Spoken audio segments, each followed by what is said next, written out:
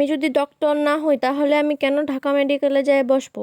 ঠিক বলেছো। টিকটক করার জন্য আমি ঢাকা মেডিকেলে কেন যাব? কি হয়েছিল রোগীটার? তার হচ্ছে ব্রেনিশ টিউমার হয়েছে। ব্রেন ব্রেনিশ টিউমার করছিল। Brain tumour? না, ব্রেন স্ট্রোক করছিল। বেশিরভাগই ওইখানে চুলকানি প্রবলেম। ওটির ফুল মিনিং কি? ওটির ফুল মিনিং হচ্ছে আপনার ওটি করাইতে লাগবে। আচ্ছা। আমি যে ঢাকা মেডিকেলে, এই যে আমার চেম্বার, মনে করেন এই যে আমি এখানে বসে ডিউটি করছি আর আপনি আমার পেশেন্ট। আমি যদি ফেক ডক্টর হই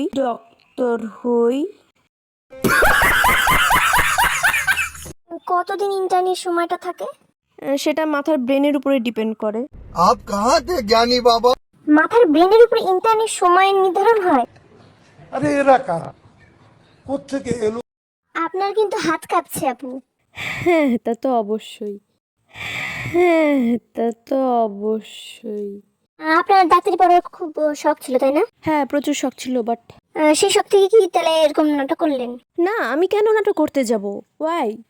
আচ্ছা, মানবদেহের কয়টা হাড় বলুন তো? এগুলো আমি কেন এখানে শো করতে যাব? ঠিক বলেছো।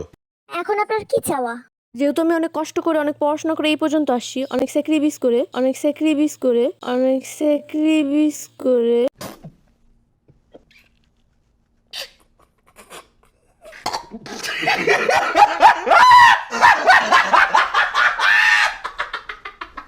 আচ্ছা, আপনি তো আইসিইউতে গিয়েছেন, তাহলে আইসিইউর ফুল মিনিংটা কি? আইসিইউ ফুল মানেটা হচ্ছে আইসিইউ মানে আপনার হচ্ছে একটা রোগী যে তার বেডের মধ্যে তাকে আইসিইউর হচ্ছে যে অক্সিজেন, সেই অক্সিজেনটার জন্যই কিন্তু সেই পেশেন্টটা কিন্তু বাইসে থাকে। আচ্ছা।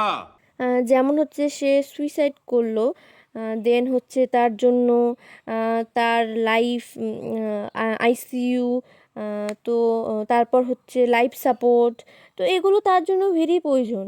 কিন্তু আইসিইউর একটা ফুল মিনিং আছে। আপনি যেহেতু একজন ডক্টর, তো আপনি তো এটার ফুল মিনিংটা বলতে পারবেন। অ্যাকচুয়ালি আমি আপনাকে আরেকটু বলি, আমার ডিপার্টমেন্ট হচ্ছে গাইনি ডিপার্টমেন্ট। আচ্ছা, আপনার ডিপার্টমেন্ট গাইনি বলে আপনি আইসিইউ বা আমি যে ওটি এগুলো জিজ্ঞাসা করছি, এগুলো ফুল মিনিং আপনি জানেন না? অবশ্যই আমার কাছে উত্তর আছে, আমি জানি, এগুলো সবই আমি জানি, কিন্তু আমি এখন বলতে পারবো না, আমি একটু পরে আপনাদেরকে বলবো। আচ্ছা, আমার কাছে সবই উত্তর আছে, কিন্তু এখন আমি এই প্রেজেন্টে বলতে পারবো না, একটু পরে আমি আপনাদেরকে বলবো, কিন্তু এখন এই মুহূর্তে আমি আপনাদেরকে বলতে পারবো না। আমি জানি উত্তরগুলো সবই জানি, কিন্তু একটু পরে বলতেছি আমি।